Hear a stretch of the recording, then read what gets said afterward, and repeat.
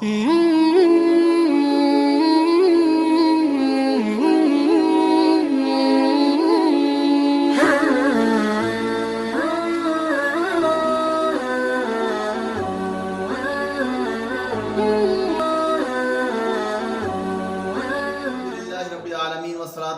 علی سید الانبیاء والمرسلین اما بعد فاعوذ باللہ من الشیطان الرجیم بسم اللہ الرحمن الرحیم۔ خواتین و حضرات، السلام علیکم ورحمۃ اللہ وبرکاتہ۔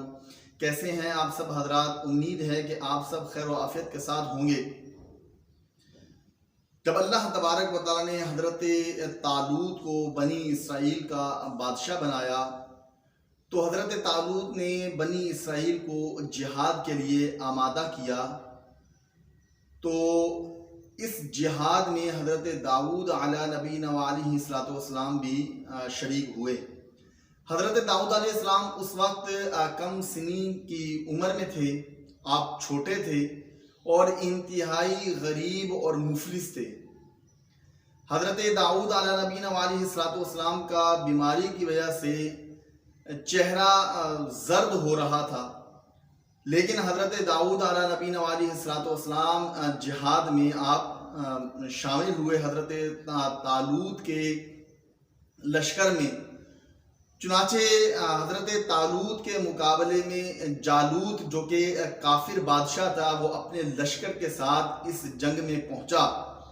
تو حضرت طالوت نے اپنی فوج میں یہ اعلان کیا کہ اگر کوئی شخص جالوت کو قتل کرے گا تو میں اسے آدھی سلطنت کا مالک بنا دوں گا اور اپنی بیٹی کا نکاح اس سے کروں گا۔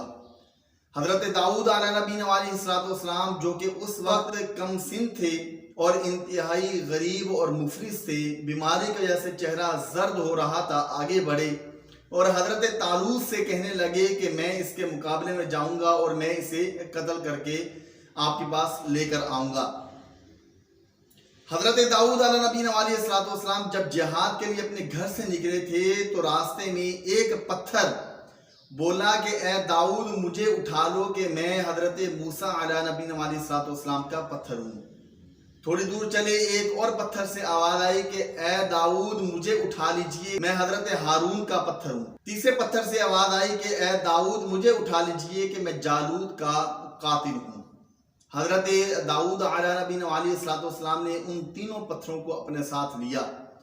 چنانچہ جب جہاد میں شریک ہوئے اور جالوت کے مقابلے میں حضرت داؤد علیہ نبینا علیہ السلام پہنچے تو حضرت داؤد علیہ نبینا علیہ السلام نے ان تینوں پتھروں سے جالوت پر حملہ کیا۔ بسم اللہ الرحمن الرحیم پڑھ کر اس کی طرف جب پھینکا تو اللہ تبارک و تعالیٰ نے اس پتھر کو میزائل بنا دیا اور وہ پتھر جالوت کافر بادشاہ کے ناک اور کھوپڑی پر لگے، جس سے وہ واصل جہنم ہو گیا۔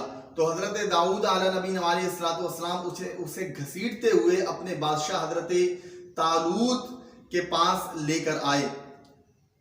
چنانچہ وہ تمام کا تمام لشکر جو ہے، جب اس نے اس منظر کو دیکھا وہ تمام کا تمام لشکر بھاگ نکلا۔ حضرت طالوت نے اپنے وعدے کے مطابق حضرت داؤد علیہ نبینا علیہ السلام کو اپنی آدھی سلطنت کا مالک بنا دیا اور اپنی بیٹی سے حضرت داؤد کا نکاح کر دیا۔ جب حضرت طالوت کا انتقال ہوا تو اس کے بعد ساری سلطنت کے مالک حضرت داؤد علیہ نبینا علیہ السلام بنے اور اللہ تبارک و تعالیٰ نے حضرت داؤد کو نبوت سے بھی سرفراز فرمایا اور آپ بادشاہ بھی بنے۔ اس طرح حضرت داؤد علیہ نبینا علیہ السلام اپنی سلطنت کے بادشاہ بھی ہوئے اور ساتھ میں نبی بھی بنے۔ اس سے پہلے یہ مقام، یہ مرتبہ کسی اور کو حاصل نہیں تھا۔ اس پورے واقعے کو سننے کے بعد ایک بات تو سمجھ میں آئی کہ اگر اللہ تبارک و تعالیٰ چاہے تو اپنے فضل و کرم سے ذرے کو آفتاب بنا سکتا ہے اور رائی کو پہاڑ بنا سکتا ہے۔ جیسا کہ حضرت داؤد علیہ نبینا علیہ السلام انتہائی مفلس اور غریب تھے، ناداری کی حالت میں تھے، لیکن اللہ تبارک و تعالیٰ نے آپ کو نبوت سے بھی سرفراز فرمایا اور آپ کو اللہ تبارک و تعالیٰ نے سلطنت کا بادشاہ بھی بنا دیا، سلطان بھی بنا دیا۔ تو اللہ تبارک و تعالیٰ جو چاہے جس طرح چاہے اپنے بندے کے ساتھ معاملہ فرما سکتا ہے۔ تو اللہ تبارک و تعالیٰ किसी शख्स को अर्श से फर्श पर भी ला सकता है और फर्श से अल्लाह तबारक व तआला अर्श पर भी पहुंचा सकता है, यानी उसे उरूज भी अल्लाह तबारक व तआला अता फरमा सकता है पल भर में, और अल्लाह तबारक व तआला पल भर में उसकी तनज़्ज़ुली भी कर सकता है। अल्लाह तबारक व तआला उसे ज़वाल में भी मुब्तला कर सकता है।